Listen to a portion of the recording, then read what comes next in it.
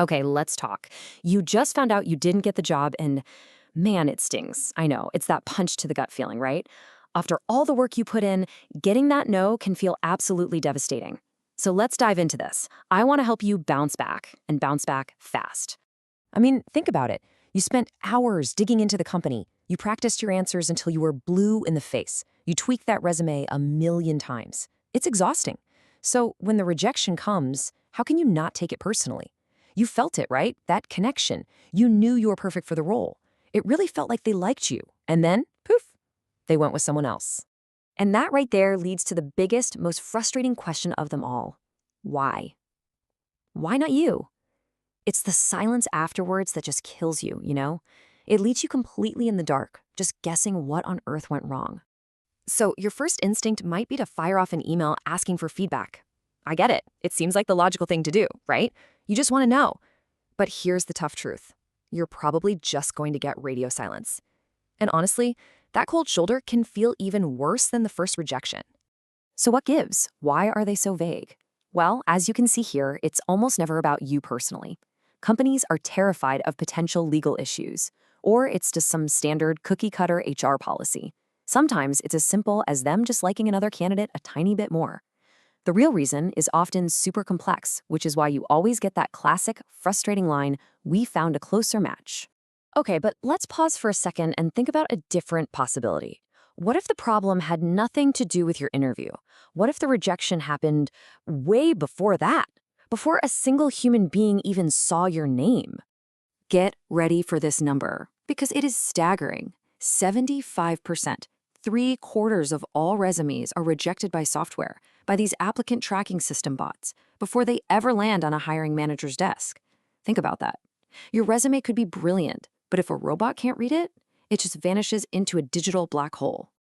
And that massive 75% problem is exactly where today's sponsor, MobiCV.ai, comes into the picture. Because if you're hitting that wall, you need a way to smash right through it. And MobiCV.ai was literally built to solve this exact problem. Now, this is super important. MobileCV.ai is not just another pretty resume template you download. Nope. It's a powerful AI tool designed for one specific mission, to build you a professional resume that sails right past those annoying ATS bots. And the best part?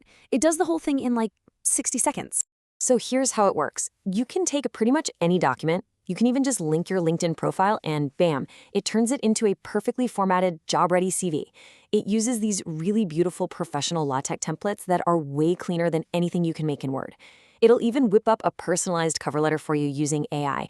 And the best part for sure is that you get 3 free credits to try it out. No credit card, no strings attached. You can literally test drive the whole thing totally risk-free.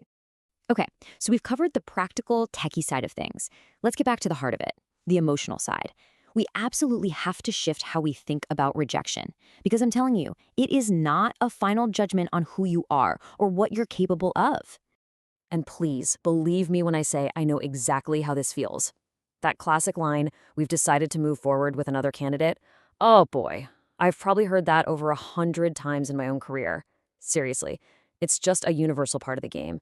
It happens to literally everyone, myself included. This slide just lays it out so perfectly. It's the mental shift we've got to make. On one side, you have how rejection feels, like you failed, like it's a reflection of your worth. It's devastating. But on the other side, that's what rejection actually is. It's a redirection. It's a learning opportunity. And most of the time, it's just about fit. It's not a final verdict on your value, not at all. So please, if you hear anything today, hear this. You are so not alone in feeling this way. This exact thing happens to millions of job seekers every single day. It's a totally normal part of the process. A painful part for sure, but normal. Okay, so with all that in mind, what's next? How do we actually move forward? How do we take this crummy experience and turn it into fuel instead of letting it just suck all the energy out of us? Let's get into some practical steps you can take, like right now. All right, 3 simple steps. First, I want you to congratulate yourself. No, seriously, you did the hard work to get the interview in the first place, and that is a win. You have to acknowledge that. Second, treat it like a lesson. Ask yourself, what can I learn here? Think about your answers. Could you have been sharper? And number 3, the most important one, move forward. You cannot let yourself start associating the entire job search with pain. That's a surefire way to kill your momentum and your confidence. And through all of this, remember what the real goal is. You're not just trying to find a job. You are looking for the right job. You're looking for a place where they see your value, a team that's genuinely excited to bring you on board. The goal is to find a place that will welcome you with open arms. So I'm going to leave you with this final thought. Look, rejection is tough. It just is. But so often, it's just a redirection. So ask yourself this. What if this no isn't actually a dead end? What if it's just a closed door, pushing you toward an even bigger, better yes that's waiting for you just around the corner? Keep your head up. You've totally got this.